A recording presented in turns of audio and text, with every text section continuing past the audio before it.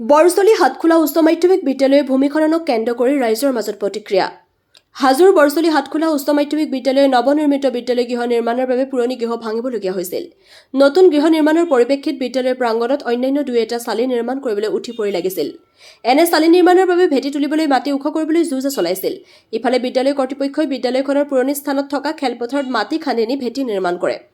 বিদ্যালয়খনৰ খেলপথাৰত দাঁতিতেই মাটি কাটি নিয়াৰ ফলত অঞ্চলৰ ৰাইজে বিদ্যালয় কৰ্তৃপক্ষৰ বিৰুদ্ধে জাঙুৰ খাই উঠে। ৰাইজৰ অভিযোগ অনুসৰি বিদ্যালয়খনৰ এগৰাকী শিক্ষকৰ নেতৃত্বত পৰিচালনা সমিতিৰ সভানেত্ৰীগৰাকীৰ অজ্ঞাতে বিদ্যালয়খনৰ পূৰ্বৰ ভূমিত এনেদৰে খান্দি ভেটি নিৰ্মাণ কৰাত সচেতন ৰাইজৰ মাজত তীব্ৰ প্ৰতিক্ৰিয়াৰ সৃষ্টি হৈছে। বিদ্যালয়খনৰ খেলপথাৰৰ ভূমি খান্দি নিয়াৰ কাৰ্যৰ লগত জড়িত লোকসকলৰ বিৰুদ্ধে সচেতন মহলে জিলা আয়ুক্তৰ ওচৰত ব্যৱস্থা গ্ৰহণৰ বাবে দাবী তোলে। হাজোৰ পৰা কমলাকান্ত দাসৰ ৰিপৰ্ট, AIN লাইভ।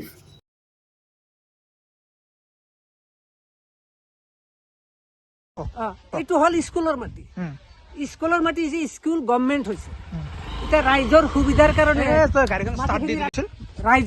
কাৰণে মাটিখিনি ৰাখিব লাগে।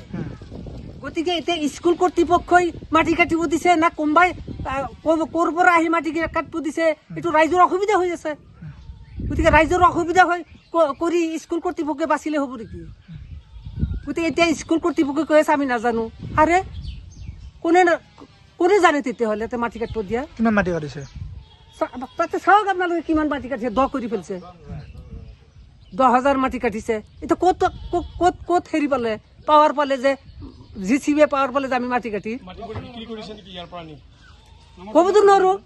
এইটো তেওঁলোকেহে জানে, আমাৰ হেডমাষ্টাৰে জানে, স্কুল কৰ্তৃপক্ষই জানে।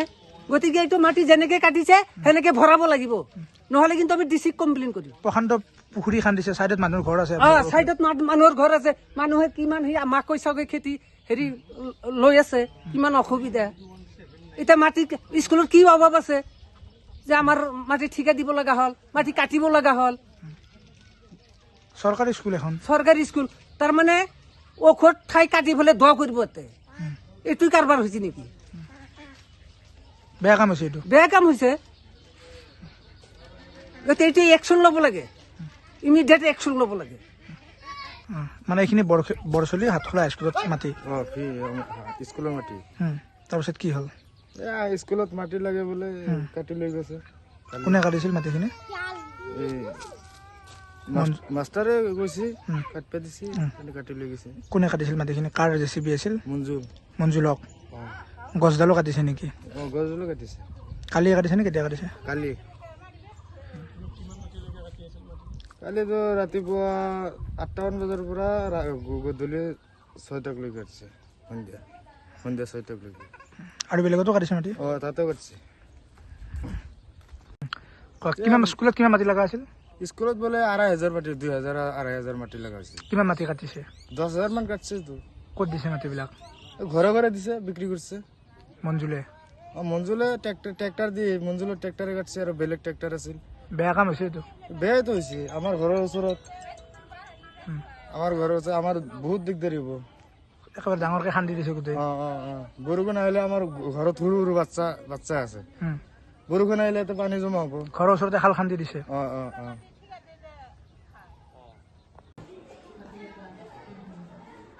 বিদ্যালয়ৰ মাটি সম্পৰ্কে যিটো অভিযোগ আপোনালোকক দিছে, সেই মাটিখিনি তাৰমানে আমাৰ বিদ্যালয়খনত এটা স্ক্ৰীণৰ কাম চলি আছে। আমাৰ পুৰণা ঘৰৰ আগৰ পুৰণা টিংপাতৰ ঘৰটো ভাঙি ফেলে এটা চাইলা কৰি দিয়াৰ কাৰণে 75 ফুট দীঘল আৰু 24 ফুট বহলে ভেটিৰ প্ৰয়োজন হৈছে। আৰু এইটো মেনেজিং কমিটিৰ সিদ্ধান্ত মৰ্মে এই ভেটিটো বান্ধাৰ কাৰণে অনুমোদিত হয়। আৰু সেইমতে আমি এই মাটিখিনি কটাৰ কাৰণে মঞ্জুৰ হকক বন্দোবস্ত কৰি 24,000 টকা বন্দোবস্ত কৰি 2 ফুট ওখ কৰি 24 ফুট আৰু 75 ফুট দীঘল মাটিখিনি কাটি দিয়াৰ কাৰণে বন্দোবস্ত কৰিছোঁ। আৰু সেইমতে মঞ্জুৰ হকে সোমবাৰে আমি দেখাই দিয়া মাটিখিনি, তাৰমানে যিখিনি মাটিত আমি খেতি কৰিছোঁ, ঠিকাই দিছোঁ, ঠিকাই এবাৰ খেতি কৰিছে। খেতিৰ উত্তৰ চাইডেদি কেইটামান গছ আছে, ভেলকৰ গছ। সেই ভেলকৰ গছৰ তলেদি এইখিনিত মাটিখিনি অলপ বেয়া হৈ আছিল। সেই মাটিখিনি কাটাৰ কাৰণে আমি কাটি পেলাই আমাৰ এই চাইলাৰ ভেটিটো বনোৱা মাটি তাৰ পানৰ কাৰণে তাক দিছে। আৰু সেই মাটিখিনিত হেৰি কেইজনমান পাব্লিকৰ পৰা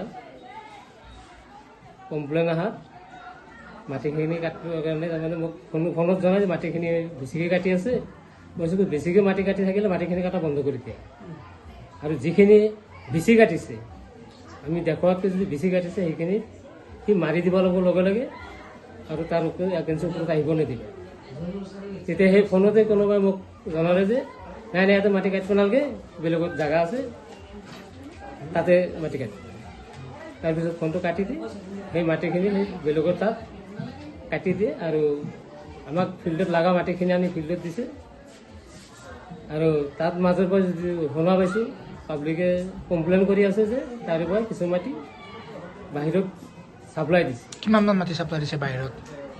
বাহিৰত ছাপ্লাই দিয়া মাটিটোৰ কথা এতিয়া ৰাইজে কোৱাকৈ কৰি আছে যে বহুত মাটি ছাপ্লাই দিছে, কিন্তু আৰু এক পাৰ্টিও কৈ আছে নাই 20-30 গাড়ী মাটি ছাপ্লাই দিছে।